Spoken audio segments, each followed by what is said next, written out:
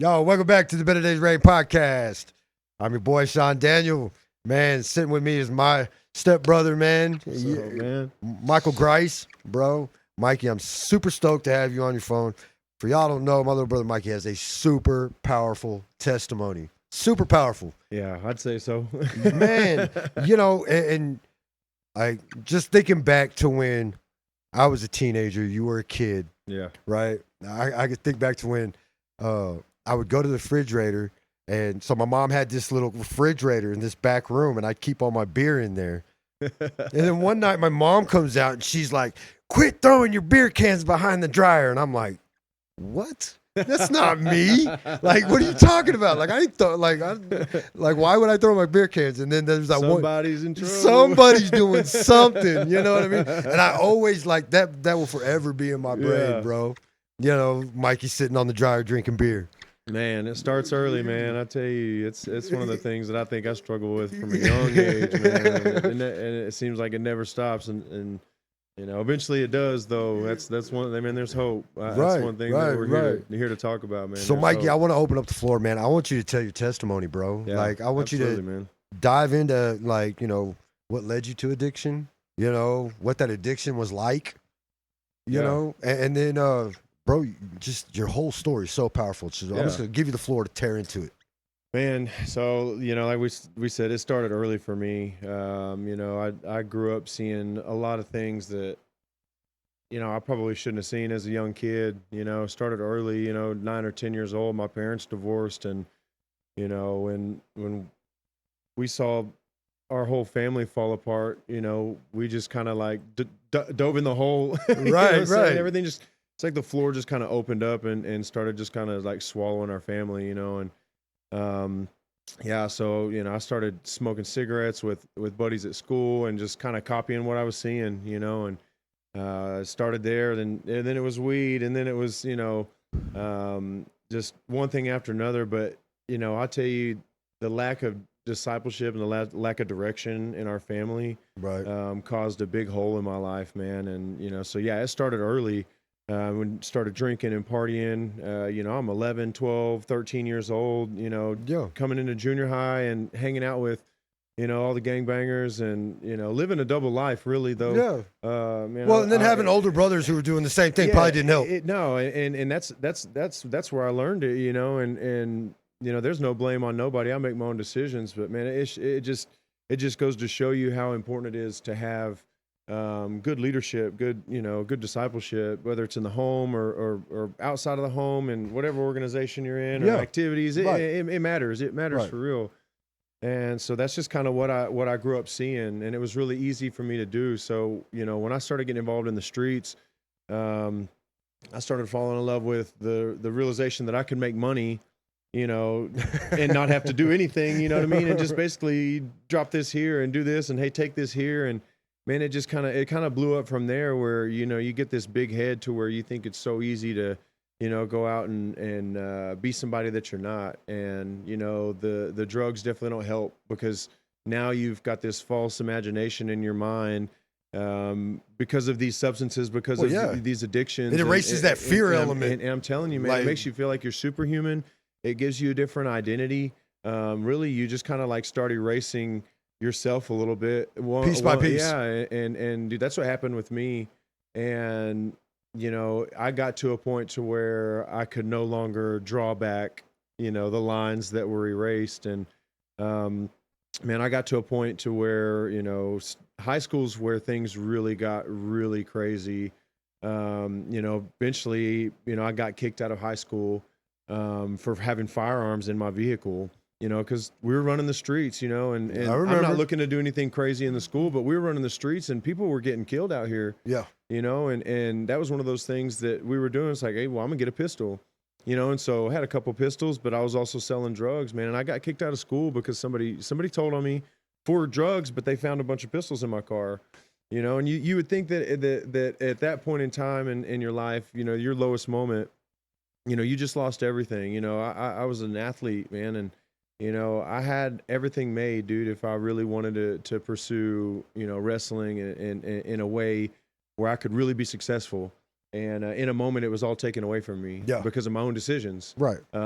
Because honestly, if I had a clear mind and, you know, some of the influences that I didn't have in my life, there's no way I would have been doing stuff like that. No way. Yeah. You know, and at my lowest moment, man, you know, you would think that it would wake you up. You know, as I'm sitting there in county jail, you know, before I even get comfortable, they're letting me out for dropping my charges for illegally searching my vehicle. And any person in their right mind at that moment would wake up and say, "Hey, I need to get my act together." But you know, hey, I went back out to the streets. Not dude. that addict, bro. I went back No. out to the streets, man, and I had him hood stripes. I had that reputation, man, that people were like, "Hey, man, no, that's the coolest thing ever, man. You did that, you know." And hey, you know, I'll tell you that if there's any point in time in my life that I could have really made a turn, a complete 180, would have been then. And I didn't. I couldn't. You know, one, because I was still doing the drugs. You know, and it wasn't some of the harder stuff that I got into years later, but still smoking weed, still, you know, popping tons of pills, and I'm telling you, dude, I just started, you know, being introduced to different people that were doing different drugs. Right. And what ends up happening when you get in those circles is now you're being introduced to something that you've never tried before. Yeah. But guess what? It's the best thing ever. You should try it. Let's do it. You know, and that's kind of the mentality that I started to have, man. And I dove in full speed ahead. And, you know, it continued for quite some time, man. And just running the streets and living that kind of life, you start to really lose control. You know, now you got people that are coming into your life that are, you know, asking you to do things that, you know, you really would never do if you know, you didn't know these people. Yeah, like, you know, sober, morally, I'm a little messed up about it, but like when I'm not sober, I'm not messed up about it at all. And I'm telling you, it was like a family, and that's another thing, the deception of being out in you know, gangs and being out in the streets is, you know, everybody's looking out for one another and everybody's family, and whatever you're going through, I'm going through. And if you're going down to ride and do something dirty, then hey, guess what? I'm coming with you. And that's the mentality we had. Absolutely. Man. You know, and so that led to me actually committing a aggravated robbery. And so this time I wasn't getting out of it. You know, I went to court, went through the whole process, and on the way out of it, you know, I was thinking like, oh, this is never gonna shake out. Like I should be okay, just because every other situation that I've ever been in my life, I got slapped on the wrist, man. I never really had to face any consequences, and so I figured this was the same thing, you know. And so with that attitude, I mean, anybody could see where that's going. Yeah. You know, and I continued to do the same thing, and I was not going to court. I was not going to, you know, they put me on probation, trying to, you know, hey, we're going to give you a chance, man. We're going to let you, you know, work this out. You know, you can make it through this, and, you know, we'll wash our hands and we'll be clean. And man, I couldn't do it. I actually ended up falling into a deeper drug addiction, into methamphetamines, and really, I mean, that's the main thing that really spun me into a dark depression. You know, and it's crazy because, you know, I was living with some guys, man, and they introduced me to, you know, meth, but we were shooting up meth before we'd ever done anything. So I'd never even smoked meth. I'd never really even seen it. And we went straight to the needle, man. You know, I'm 16 years old shooting up dope. Whacked all the way out. And I'm telling you something, man, when you talk about losing touch with reality to the fullest extent, absolutely. I'm telling you, man, the darkness had completely enclosed on not only me, but my friends, the people that I was associating myself with. And it was even spreading to my family. My family knew something was going on.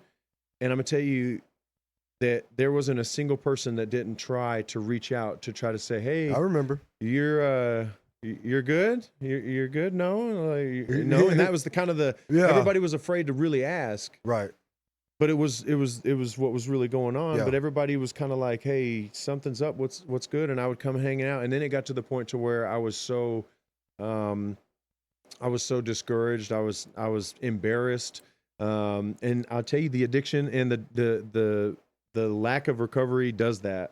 You know, it puts you in a place where you think you are unwell. It puts you in a place where you think you're, you know, you don't deserve anything good.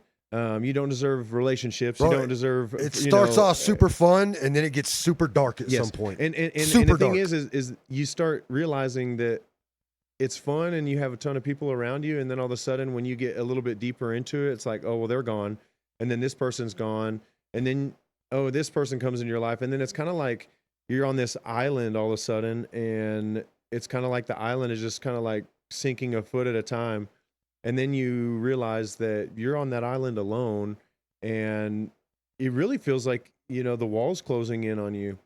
Anyway, so I went through that, and I got this charge hanging over my head, and I'm out here, thinking that everything's going to be okay, and so I go to cash a check for my birthday one year, and thinking nothing, nothing of it, man. And I go to cash this check, and it was a super sketchy situation, and they called the cops on me, took me to jail. I'm telling that officer too on the way. I'm like, yo, dude, they fixed the charge. I'm trying to lie to him. He's like, no, we're taking you. And I'm like, okay, all right. So he's like, all right. So they take me to jail, man. And that was my last day of freedom. That was back in 2011. And so I sat in county for about 4 months until they finally decided that they were gonna work my case and get me a lawyer and stuff like that. Of course, I had already had a guilty plea for probation on the whole situation. So it was basically, we're playing out at this point. There's really no taking it to trial. There's no, there's none of that. So it's like, okay, well, we've already worked out the details of everything. So this is what it is. We're fixing to walk down this road. And so, we're going down through there, and, I sit in that room on that phone. Finally, that lawyer hits me up, and they're wanting to offer me 50 ag. So anybody who doesn't know anything about the system, 50 ag's a lot of time. That's 25 flat. Yeah. So they're telling me that the judge starts at 50 years, and we're going to court this week. So they're like, we need to figure something out this week before we go. And this is where we're at. And I said, I can't do that. I said, I don't even know what that means. I don't even know what that means, but I can't do that. You know what I'm saying? Like, that ain't right. You know what I'm saying? And so she said, well, okay, let me see what I can do. He calls me back the next day, and, she said, okay, hey, we've settled on 30. If you think, that's something that you're willing to agree on, then, we can do it today, and we'll go to court Wednesday, and we'll figure this all out, and we'll sign and just get you started on all this. And I said, I'm not doing that either. I said, I don't even know what that looks like. I said, I can't, I'm in my mind, I'm thinking like, this is unreasonable. Like, what do y'all, but well, everything. You took a bullet too, didn't you? I did. Yeah. I actually got shot the year I got kicked out of high school. I got shot. And, I'll tell you something, man, that even then, we're talking about, a wake up call. That should be a moment where you would wake up, you know what I mean? And in all reality, the same mentality that I carried when I got kicked out of school was the same mentality I went back out on the streets in. Do you remember calling me that night? I remember calling a bunch of people. That was probably one of the scariest things that I've ever been through. I remember dude. you calling me, bro, and you were like, bro, I got shot.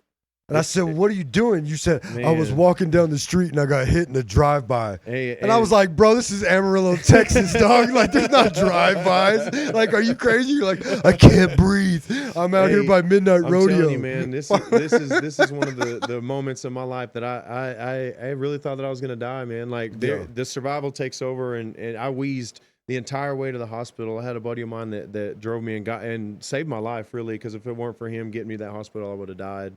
I sat on that ICU for almost 3 weeks or a few days, and then I was in the hospital 3 weeks. But yeah, I collapsed my lung, almost killed me. Yeah, I remember.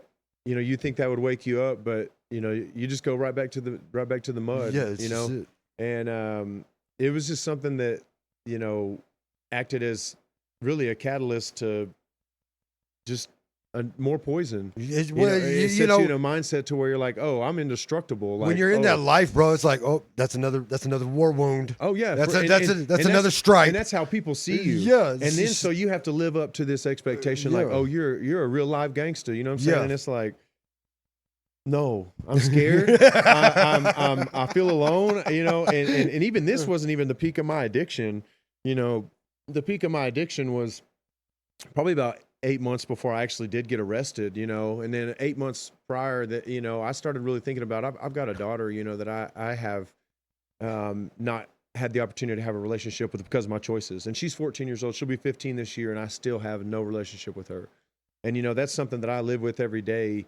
But back then I was trying to think like, hey, if I get myself together, things might work out. And I tried and I tried and I still would fall into that same hole. I got off the needle all the way up until, you know, about maybe 6 months right before I went to jail. But I was, you know, I started kind of coming back to reality a little bit, slowly but surely. And still was smoking weed, still was, you know, still into some, you know, smoking dope and stuff like that, which held me in a vice. But you know, I still was getting a little bit better, but I was, you know, still falling, and ended up in jail. And, you know, the best thing that could have happened to me was going to jail, because I started to sober up and I started to think about everything. And I knew at that moment that I had destroyed my life, you know. And you start coming out of the clouds, and some of that grief, man, is some of the toughest to deal with, because, you know, honestly, it's like, you know, you don't have any way to cope with that, but just inside of yourself, or you know, you may not have found recovery yet, or may not, you know, found a relationship with Jesus yet, or, you know, there's different aspects of you know, sobriety, or like different levels of your sobriety. You know, when you first start going through it, it's a big wake up call, but then you kind of like look back and you see the destruction, and that's even harder to deal with, because now it's like, I don't know how to cope with this. Like, I don't know how to deal with everything that I've done. You know, I've always just relied on, oh, well, I'll just, you know, I'll block it out. You know, let's go get drunk. Let's go get high. Let's go, you know, fight the world, you know. And so my experience inside that county jail, all up until, you know, I was fixing to go get sentenced, was a whole lot of thinking about suicide, thinking about how I was going to get out of this. You know, there was no bond, there was nothing. It was me in that jail cell, and those men that I did that short stint with before I went to prison. Right. But, you know, I had a buddy of mine that gave me a Bible, and he gave me a daily bread. And this is probably the most important moment of my life, in my story. He gave me the you know, these reading materials, and I'm like, yeah, I'm not doing that, bro. I appreciate you, dude, but I'm not doing that. Yeah.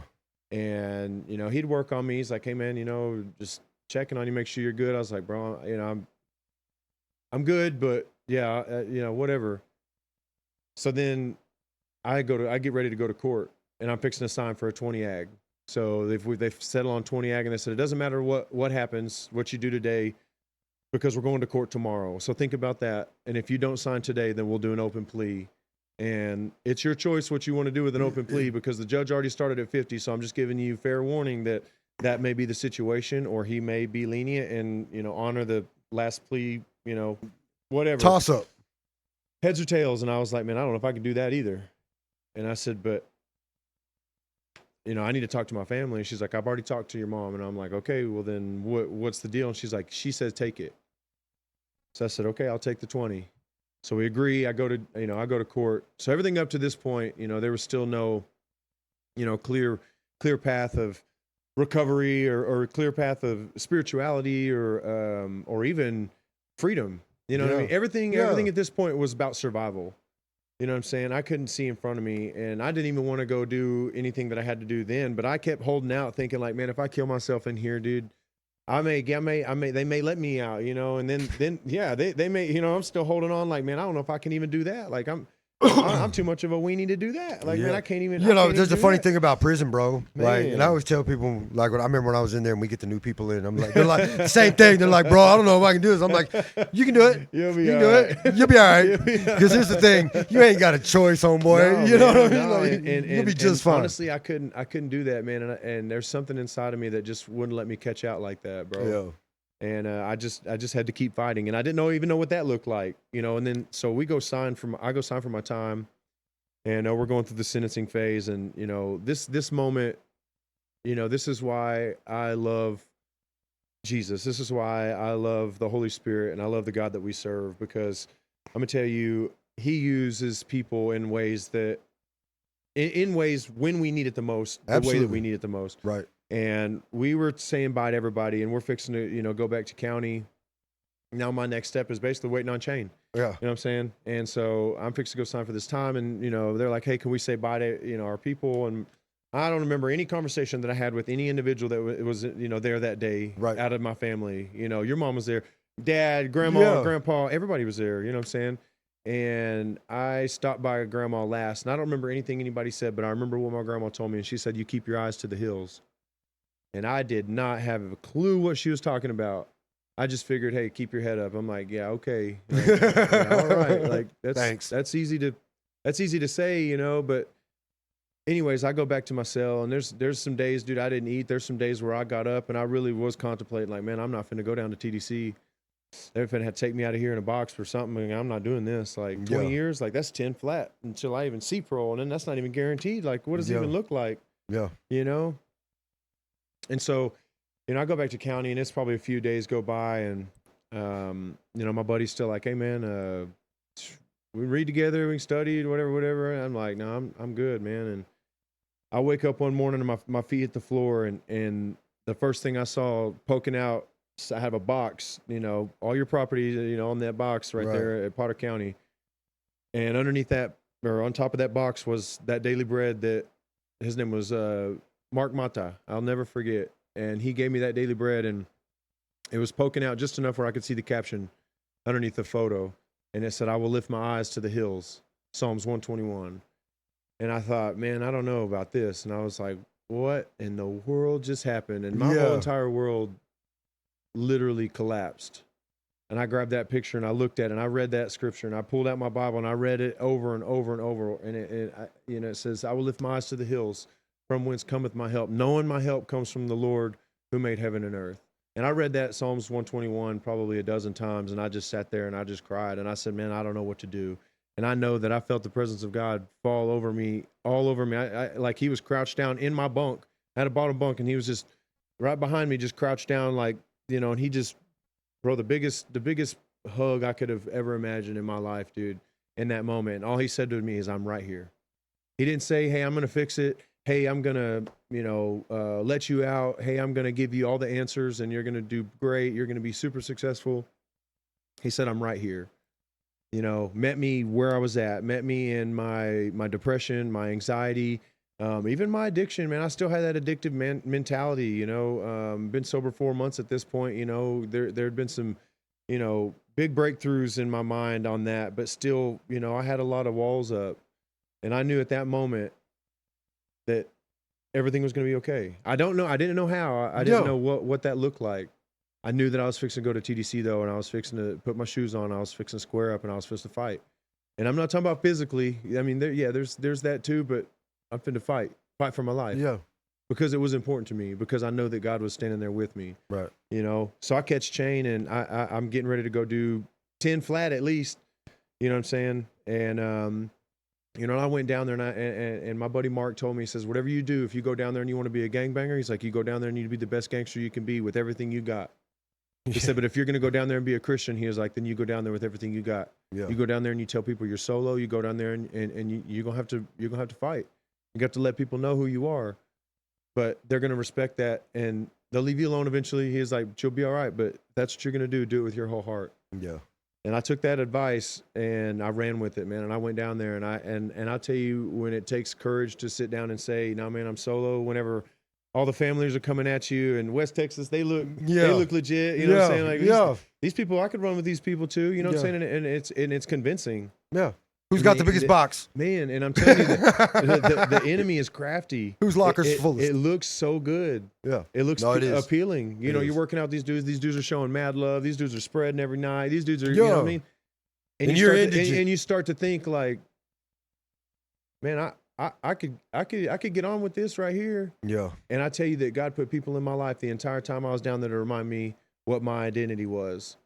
And that was a child of God first. My identity was a believer in Christ. Right. I didn't know that, you know, what I was passionate about. I didn't know what my desires were, because I was still so new in sobriety. I was so new in my recovery. I was so new in my relationship with God that I didn't know those things yet. So you couldn't even say like, "Oh, I want to be, you know, the best musician," or "I want to be a teacher." I want to, you know, I didn't know any of those things. And so what it looked like was basically me trusting God and trusting, you know, the men that he put around me at the time to teach me, and to sit down and say, "Hey, let's read." And I'd be like, "Man, I don't feel like reading, bro." He's like, "It's cool. We're going to read. We're going to study. I don't understand none of this. That's cool. I'm going to show you." And I'm telling you, dude, he put people in my life the entire time I was down there. I did over 11 years in the TDC, and I've been out 3 years, a little over 3 years. I got out in 2023. I got out in January. I've been out 3 years, man. And I'm gonna tell you something. You know, those times in the penitentiary were a test of, I mean, just my entire being. But I'll tell you something, man. There's still addiction in those penitentiaries. There's still drugs. There's still alcohol. There's still, you know, you got the phones. You got everything that you can get your hands on out here. It's in there too, Right. and it's almost worse in there because It's pushed on you a little. you're so surrounded. You're so isolated in this one group all the time. Mm-hmm. There's no, oh, these dudes are smoking. Like, hey, I'm gonna get in my truck and I'm gonna leave. I'm gonna burn off. Yeah. Like, forget you guys. No, it's like, no, these dudes are my neighbors and they smoke around me all day. They drink around me all day. They party all night. Yep. You know what I'm saying? Well, I got to get up and go to work in the morning. I got to do this. I got responsibilities. I got stuff to do at the church. Yeah. But you can't go anywhere. You can't run. You have to deal with it. You have to stand. You have to fight. Yeah. And those moments come whenever you ask yourself, like, you know, the temptation I don't think was ever really there to get involved with it. The temptation was there more for me because I was mad about what was going on and I couldn't do anything about it. Right. But I tell you, God used those moments in my life to allow me to be surrounded around it so that I could continue to stay firm in my recovery and stand on my toes and say, hey, you know what? I know for a fact that this is the direction I'm going. Like, Yeah. no thanks. And eventually people would see that and they respected it. We would be, you know, just certain scenarios, be at the house or whatever, and, you know, in my cell, whatever, reading, somebody be at the door, whatever, they're all smoking, whatever, and they'd be like, hey, yo, hey, you got a wick, you light this for me? I'm like, bro. And then my celly, a knucklehead, so be like, hey, nah, we're good, bro. Like, y'all burn off. Like, y'all go somewhere else. Like, it might be his friends too. Yeah. But, and then they'd be like, oh, my bad, bro. Like, apologizing to me. Like, in reality, like, if you know the way that things work in there, you know, things are very political. Yeah. A lot of absolutely. times people don't want to be told no. People don't want to be told that they can't have what they want when they want it. Right. But I saw that there was a lot of respect because I respected them too. You know what I'm saying? I get what y'all do. I understand all that, man. And if I'm hindering something y'all got going on, just let me know. I'll move all the way out the way. Yeah. You know what I'm saying? And that's just kind of how it works. So people, you know, I'm like, you're apologizing to me, and in my mind, I'm kind of like, and that shows a little favor, and I'm like, I don't understand that. I don't even deserve that. Yeah. You know, but it comes with the territory where you're walking and doing the things that, you know, God's called you to do. You're doing the things that are launching you into recovery even further and launching you into a mindset that's setting you up for success. And that's really what was happening. My mind was being renewed in a way where I could walk and see that stuff and be like, no, man, I'm good, bro. Like, or, hey, y'all don't mind, can y'all go somewhere else? And they'll be like, oh, hey, yeah, we're good. Sorry, man. We'll leave. You know what I'm saying? And dude, it just, and that's just on, you know, the recovery side of it, or even the drug side of it, of going through the penitentiary, man. But not to mention just all the struggles that you deal with, the isolation that you deal with, of being away from your family, and the things that you have to deal with on a daily basis that, you know, you have to, you know, buckle up and get ready and let's go. You know, there's no, oh, I can't do this anymore. It's like, no, you're going to do this and it's going to work. So I think that's where your prison journey separated my prison journey, right? Because when I went down, bro, like, I had already pled with God so many times. Yeah. Right. So I had this guilt trip on me. Yeah. About always asking God to get me out of stuff. Yeah. You know what I mean? So that's fair, dude. Yeah. So when I went, believe me, I've had those prayers. You know, so when I went down, I'm like, you know what? I got myself here as a man. Yeah. I'm getting myself out as a man. I ain't praying for nothing. Yeah.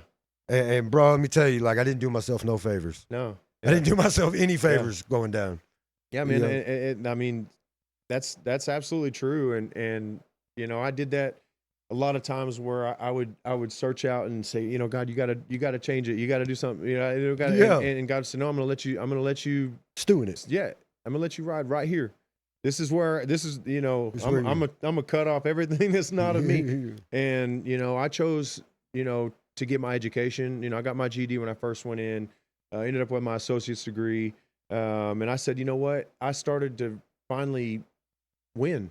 Yeah. You know, in my eyes, you know what I'm saying? And you know, I started to succeed. And things that I was so fearful of doing because I was afraid to fail, I started seeing victory. And dude, that encouraged me a lot more than what anybody could even imagine. Because coming from a life of addiction, it's really easy to get that mindset like, well, it doesn't matter if I go try to get the job because they're not going to give it to me anyways. Well, you Because don't have I'm a nothing. dope fiend. You don't I have ain't got, nothing. yeah, I don't even have a driver's license. Right. How am I going to go up in here and get this job? I don't even know, I don't have a car to get to and from and or whatever. And there's a lot of things that hold you back because of that addictive Yeah, mentality, absolutely. and I had that, Right. no doubt. So going into the system, it's thinking like, what am I going to do? And then they offer these classes and it's like, oh, hey, they put you in GED classes. You're like, oh, so now I got to go to school. And then you start going to school and you're like, oh, wait a minute. Yeah. Like, this ain't too bad. I like my little Wyndham This High ain't- diploma. This ain't too bad. You know what I'm saying? You start Yeah. to really vibe with it and it's like, Yeah. and then you start to like kind of gain traction a little bit. And it's almost like you put in a low gear and it's kind of like now the wheels are actually turning. It's Yeah. like, at first you had to get a little air in the tire, Yeah. and then you get a little traction. And now you're starting to like move a little bit. And then you start to kind of feel like yourself again. Yeah. And things start to really brighten up a little bit, and I think those moments right there are some of the like most like pinnacle moments for me where I started to really feel like myself and started to really feel successful. And then I Yeah. walked and got my GED and then it was like, oh, that felt so good. Like that was so cool. And it's like, why not go higher? And I went and got my associate's degree and I was like, wow, that feels really good. And just using those milestones to really catapult me into, feeding that mentality to like, hey, I want to do better. How am I doing better? How am I doing this? And the same thing goes for being out here. When I came home, I really didn't understand what that would look like. Thankfully, with the support of my family, man, I was able to work and I was able to make money to support my family. Yeah. And I met my wife, my now wife. I met her while I was in prison. And if I wouldn't have went to prison, I wouldn't be with the woman that got Crazy, huh? dude. And I'm Crazy, telling you, man, huh? yeah, we've been together 7 years now. Been married over 3 years, and I wouldn't have met her if it weren't for that experience. And coming out, there was a ton of support, and I understand that there's people that don't have that support when you come home, and I know that can cause serious ripples and even worse circumstances than intended. And I always try to real. get people to look at that, right? It's Because real. we typically see just people get out, go back in, get out, but go back in, and There's like a nobody reason. understands the There's recidivism There's part a of reason. it. And we talked about this on a show we did a few days ago, Oh yeah, man. yeah. Like the amount of support that somebody needs coming out of some extreme tragedy It's is beyond huge. what anybody could even imagine. Like if you don't have that support, there's almost like it feels like there's no chance. It makes things a lot tougher on the individual, and that's why I think it's important to educate people on that, because right. your support system, and I say support system and I say that in a term of people that are actually supporting you. Yeah. You know what I'm saying? And we tend to interchange that phrase and be like, oh, well, these are my homies. No, We're not talking about the homies. We're talking about the thick or thin people that are going to say, hey, we're going to help you. Help build you. We're going to come and sit with you. We're going to, whatever you need, we're going to help facilitate whatever you need. And we're going to try to help you. And, that support system can make you, and I mean, it could break you. I mean, sometimes people come out to a support system that, has been there for a lot of time and it doesn't work out, or, whatever, the family dynamics, there's so many different circumstances with each individual, and it's not a cookie cutter situation. But it's rare that people find it genuine. Like, I try to express that. Like, people don't understand how rare that good support system is. It is. Right? Because a lot of times we'll say, yeah, okay, you can come stay at my house. But like, if you don't have your stuff together in 3 days, right, I'm putting you right back where I found you. Dude, that's hard and to it's do. Like for me, man, when I had you saw it, the liver disease and everything killing on me, dude, it took me over a year to really bounce back, to even where I could start to function. Yeah. And praise God for a support system that's willing to say, hey, we're gonna ride with you through this, and we're gonna make it. Because I look at you today, man, and I look up to you, man, because it's great to see people winning, dude, especially coming from some of the junk, dude. And so looking back at all of that and looking at now, once I was actually able to really kind of hit the ground, and it took me a few months, to really, you know, stand up. It was wobbly there for a while. I, You know, I bro, I couldn't really see how this was gonna work, and I was like, but I'm gonna fight for it. I'm gonna fight for I'm not it. even gonna lie, bro. Like when you went in, like I remember being big brother, right? Yeah. And then you come and pick me up from Oxford House, and I'm like, this damn monster, like, dude, like yoked Bro, up yeah, it huge. went in at Like 18, man. So 18, I was and not in the best of shape. You know what I mean? But yeah, I went in there, dude, and got healthy, and came out and super stout, came bro. out. I grew up in there, man. Yeah. I turned into a man.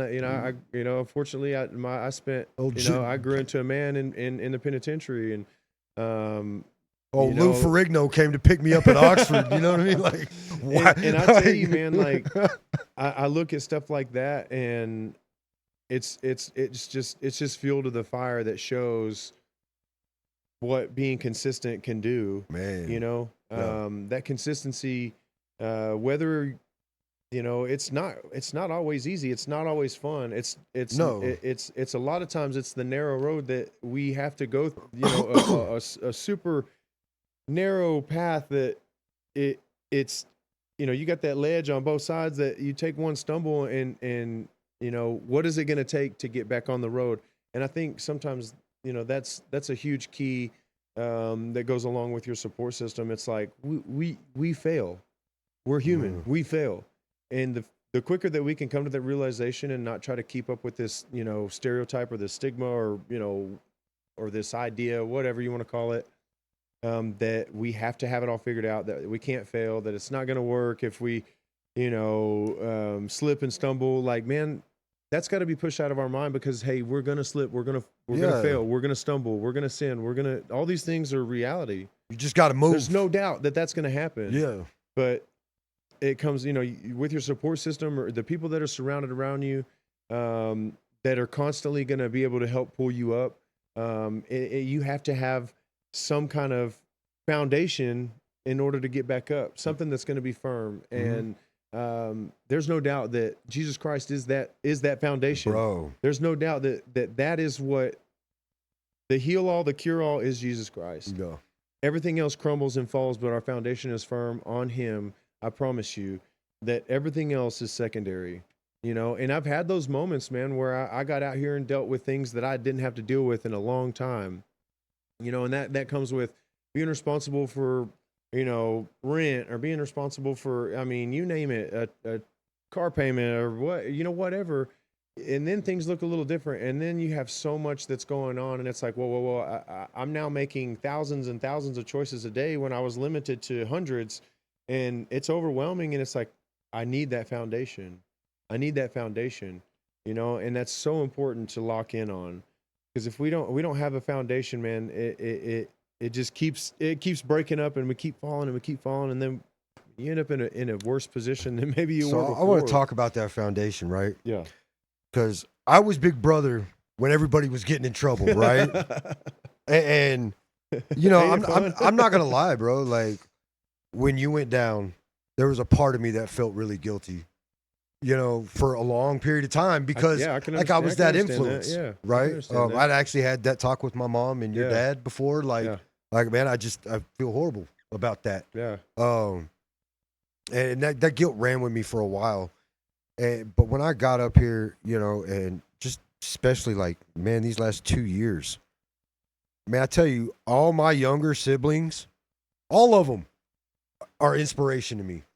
Right? That's awesome. Because I've been trying to rebuild this whole thing, because, of course, I've been out there a really long time. But it's when I went to Grace Church that first time, and I seen you and Matt on the stage, I was like, no way. Yeah. Like death metal. Now, mind you, like our brother Matt, he has when last time I'd seen him when we were kids, man, he had a band called Episiotomy. Yeah. And then the next time on a whole nother level. Yeah. And then the next time I see him, he's in the church band. Yeah. And you're in the church band, and I'm just like mind blown. You know what there. I mean? You know what I'm saying? You wouldn't. Yeah, see we were all there. and then mom sat there, and then the first thing that she came out, I seen her. Just tear ran down her eyes, and I said, why are you crying, Mom? She says, it's the first time I have had all my kids Yeah. in a That's church real. together and they're all sober. That's real. And it means that much to them that You know? it you know, they deal with that same pain, but it's a Yeah. totally different kind of pain. You Yeah. know, I've watched, you know, my choices destroy, you know, a lot of my family's, you know, well-being. Yeah. You know, Absolutely. my mom stressed for years, you know, because I was in that place. My dad, you know, my brother, you guys, you know what I'm saying? Yeah. It's never ending. And that just goes back to, you know, that support system that we have Right. and the way that we need each other. It's the same way that our choices, it affects everyone, you know, and whether it's addiction, whether it's, you know, crime, I mean, whatever that looks like, it affects our entire support system, Right. you know, and sometimes that's hard to see. And so, you know, coming out on the other side of it, when us, yes, being all together, looking back at it, and then we're kind of like, yo, this is what it's supposed It's to crazy. look like. Like, this is what it's always This supposed is to what look it's like. supposed to You look know? like. And however long or whatever it took to get us to that point, it's worth enough to take a look at and say, hey, there's a ton of landmarks that I can look back Yeah. at and show, Tons of wreckage. man. Tons of wreckage. And now we want to build those same, you know, the same way that Abraham built those altars as they were moving through. He said, Bro. I want you to be able to tell your children that one day this is what I did for you here in this spot. No. You know, then you have Jacob's well. You have all these different things that God did in these in scripture that people look at now and they say, oh, this is what happened at this moment in time. And so we want to think about that with our lives as we move forward, that we want to be able to look back now and recognize, like, hey, that's where God started changing my heart. Hey, that's where I got sober. Like, that's where I really started to learn the system of recovery. Hey, this is where I discovered family. Yeah. Like, this is where I discovered, Yeah. you know, a wife and marriage, you know, Bro. the communion that I have with her. Like, whoa, this is, you know, this is good. You know, and that I think is where, you know, things start to really shift in a way where we can stand on that firm foundation and you know, let the mistakes happen and let the failure happen, because it's going to, but hey, let's learn from it this time around. You know what I'm Right. saying? Yeah. No, it's for real, legit. yeah. Right. You know, and I always keep back in active addiction, man. Pressure always got to me. Oh yeah. Always. Man. Anytime things got hard, things weren't going my way, anytime I had that super rebellious spirit. Yeah. You know what I'm saying? Yeah. It was just like, nope, I'm crashing. Yep. I'm crashing all the way out. Straight up. And man, if anything, this last 2 years has taught me, man, the greater the pressure, the more we lean into God, right? Yeah. Absolutely. And we start practicing that obedience. Yeah.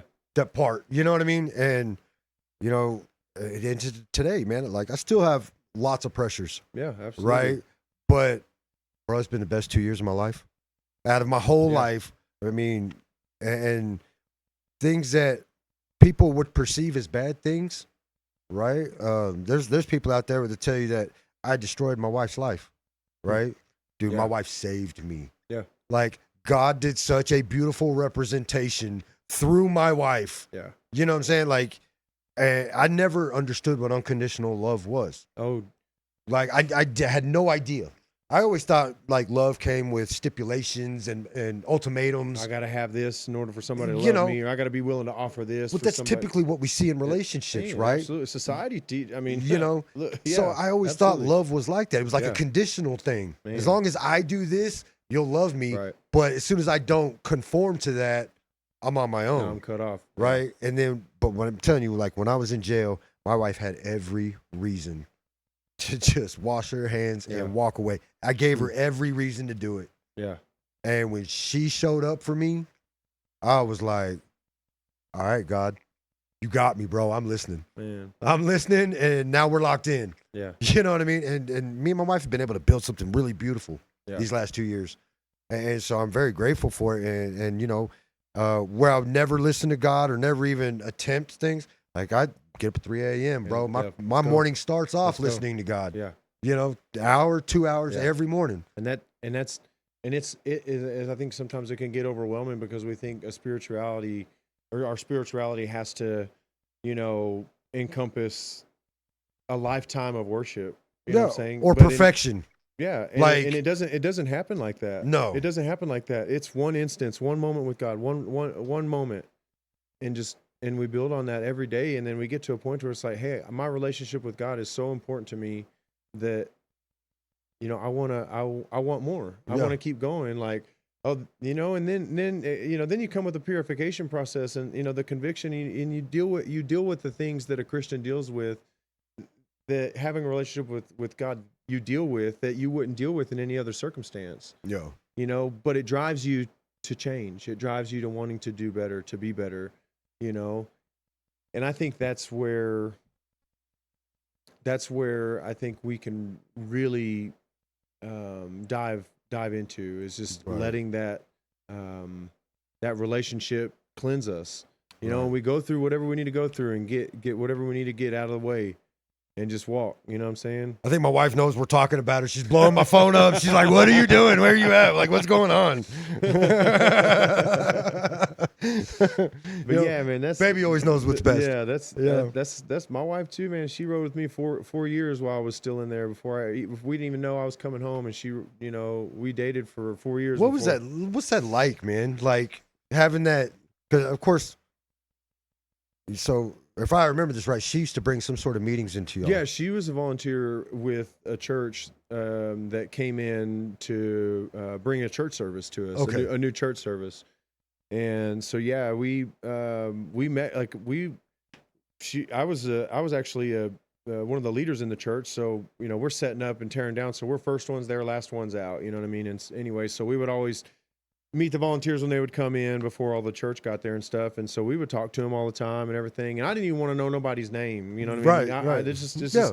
I don't want to get too personal, because in my mind I said, hey, I just want to focus on what I'm doing here in the church. I don't want to worry about talking to girls. I don't want to worry about laws. I don't want to worry about all this stuff, man. And Thinking about things you can't. yeah, man. And do anything with at anyway. that point, God had used that entire season of isolation and of like a purification process, to where I got to a point to where I was content not being in a relationship, because that was one of my biggest flaws as a young adult. I think that's a lot of our flaws. Is I didn't want to be alone, and I could never allow myself to be alone. I always had to have a girlfriend. I always had to be in a relationship. Mm-hmm. And I tell you, man, I got so dependent on that when I didn't have it, I would crash out. Yeah. And dude, I went through that whole entire time without any kind of physical, any kind of relationship with anybody.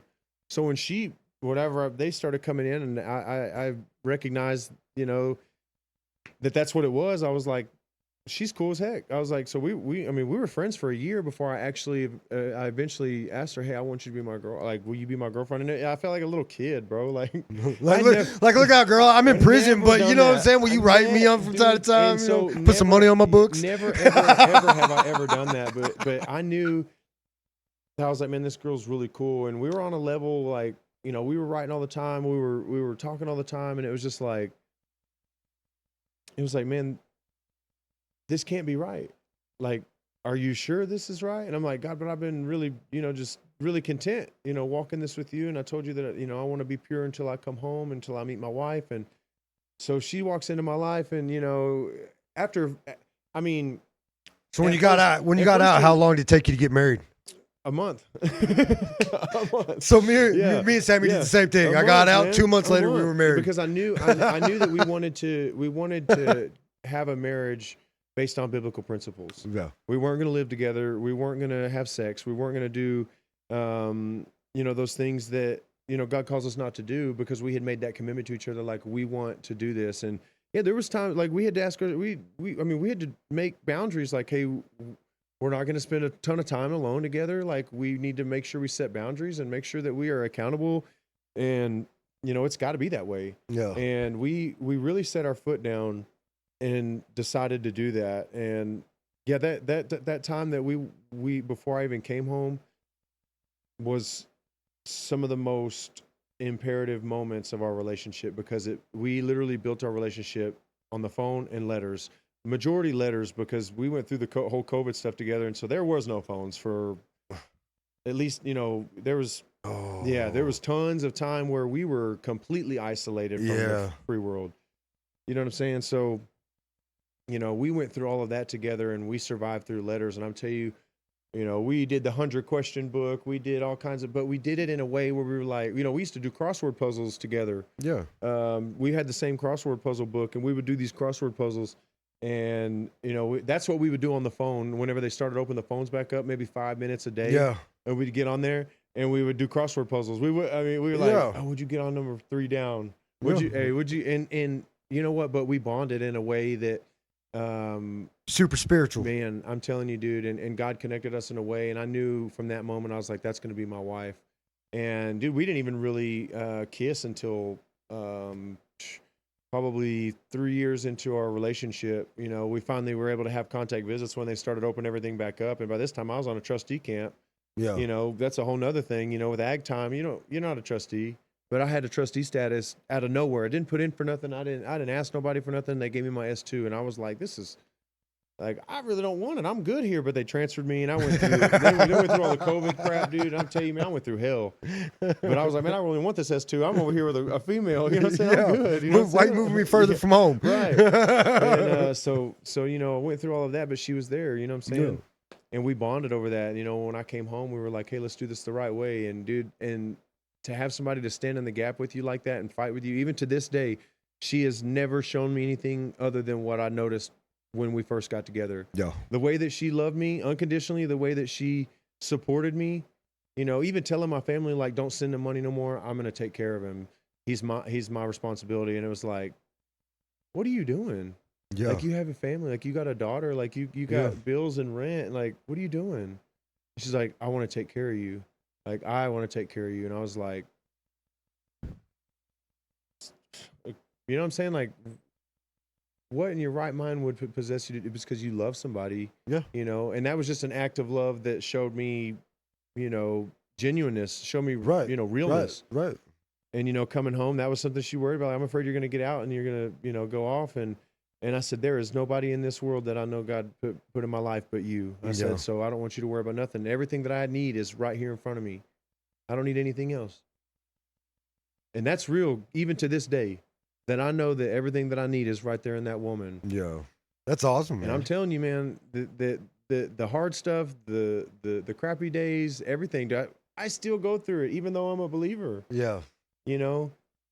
But I'm 15 years sober, and I'm happier than I've ever been in my entire life, even with the struggle. So I know that I don't need the chemicals. I don't need the alcohol. I don't need the, pornography. I don't need any of that to make me feel complete. Right.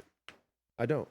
And I know that based off experience. So if there's anything that anybody could take away from anything that we've said today, is I pray that is what they could take away from that one, with Jesus Christ, you will never lack anything. And that might look different than what somebody might expect that they deserve or they expect that they should have. Right. And sometimes that's the hardest thing to deal with, because it's like, man, it shouldn't look like this. Right. But in reality, you look back at some of the disciples and what they had to deal with, and you think that they were worried about all the newest stuff coming out and all they had absolutely nothing. And they were walking alongside the Savior, facing persecution and dealing with the stuff that they dealt with, but they stood by it because they knew it was true. Yeah. You know what I mean? And so with that being said, I pray that that's what, every listener can take away from today, is that, with that foundation, you can beat it. Yeah. There's victory in that. And I'm gonna tell you, I've never been happier. And the lie that you have to have that to be happy, to be complete, to be okay, is everything, but the truth. One of the things that I always had a hard time with, right, is like those times with family members or people that I felt did me wrong. Yeah. I always felt like I had to confront those people about it. Yeah. And you see it a lot when you go into the rooms and people trying to work through some of that wreckage, right? Oh, yeah. Where we feel like we have to confront these people about it, right? and I would say, if you don't have a spirit of God in you, then yeah, you have to go confront that, right? But when you really accept God into your heart, like, You realize he, there's forgiveness and healing. he does it for you. Yeah. Like, and so, whereas I think people can get sober on their own, and that's how the road a lot of people take. Dude, God can take so much of that off of you, man, when you just let him deal with it. Yeah. Like, I used to have that issue with my dad. Like, I felt like terrible wrongs done to me, and we need to resolve this. Right. And we would fight over that. Right? Like, this has to be justified now. Yeah, it has to go down right now. Right. And God relieved me of that. It wasn't me having to confront my dad. Isn't that so liberating? Isn't that so the freeing?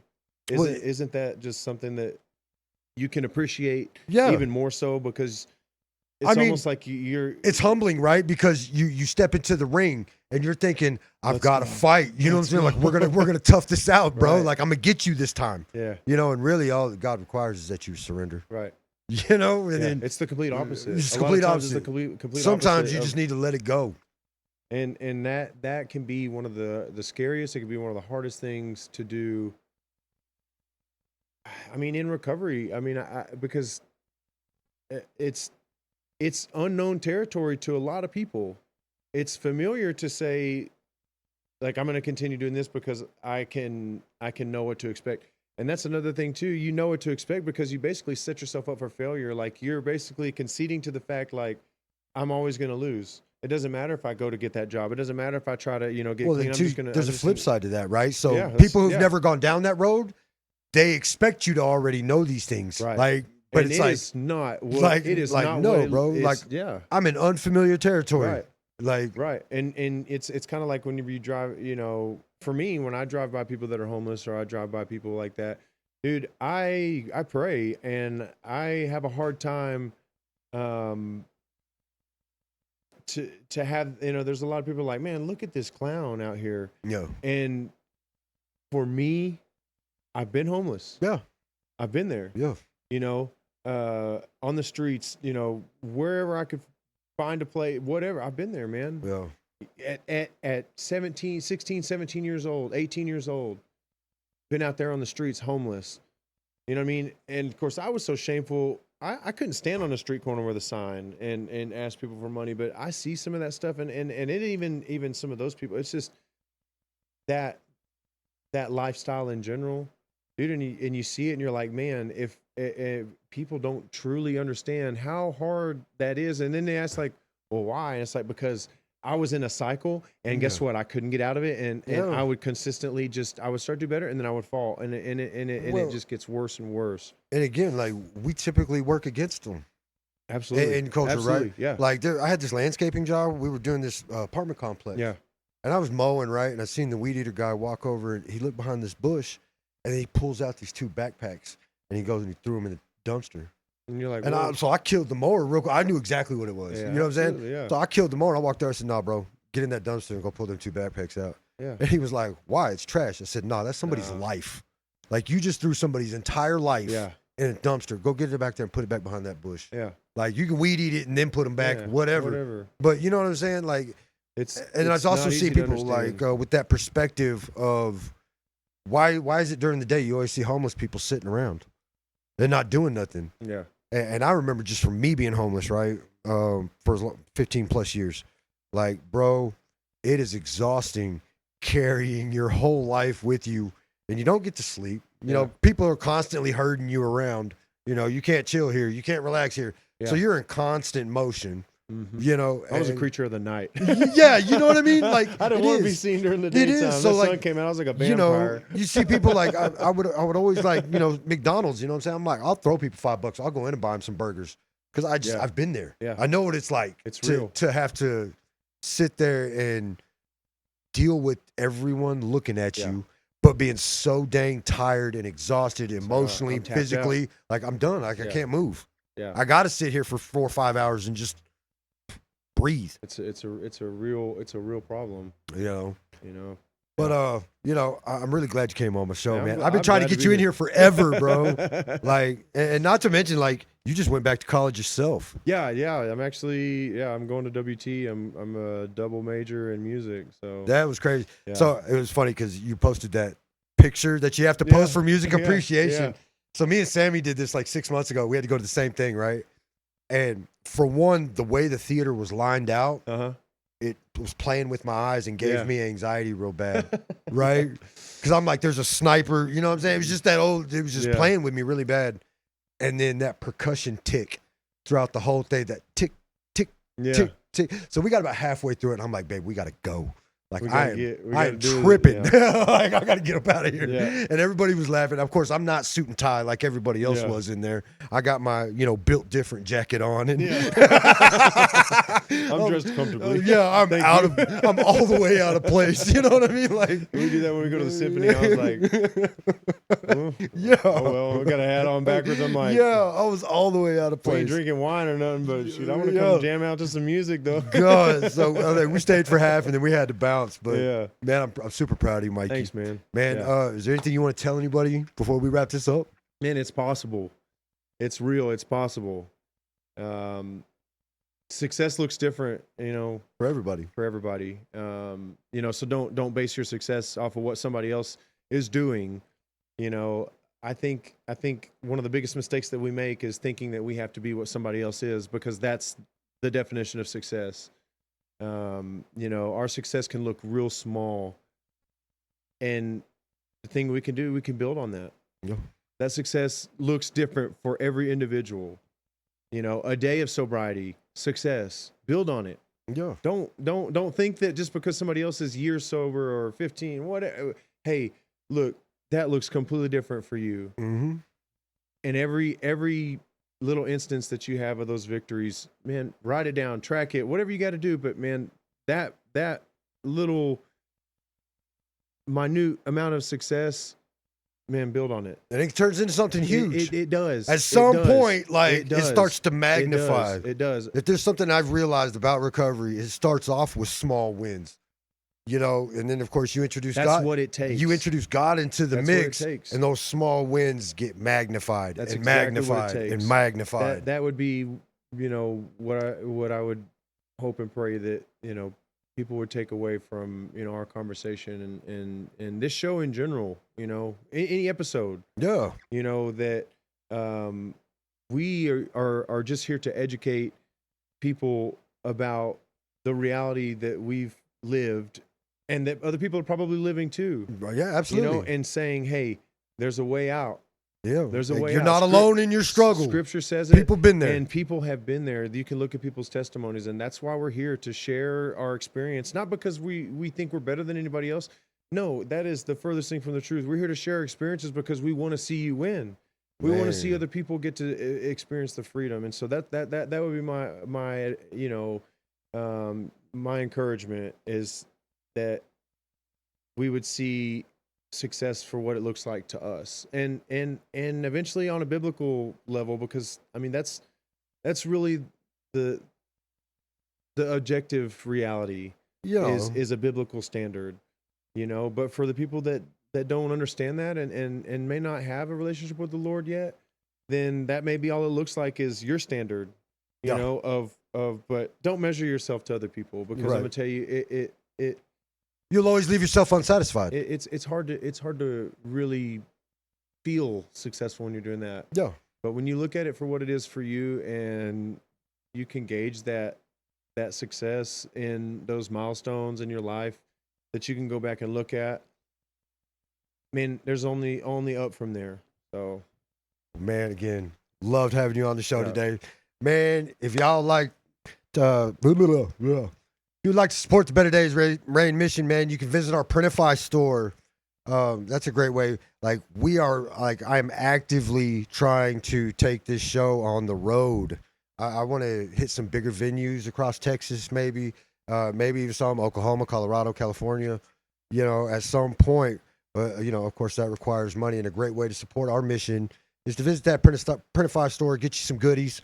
And the best way, doesn't cost a dime, man. Jump on our YouTube channel, bro, and hit that subscribe button. let's go. Hit that subscribe button, man. Click like, share, comment, man. We want to make this as engaging as possible with our recovery community. We want to direct, if there's things you're struggling with and you need some help trying to figure out, man, hit me up. Let me know so I know where to target, certain topic discussions. Yeah. Maybe get some people in here that can shed some light. And with saying that, man, thank you for watching. We're out.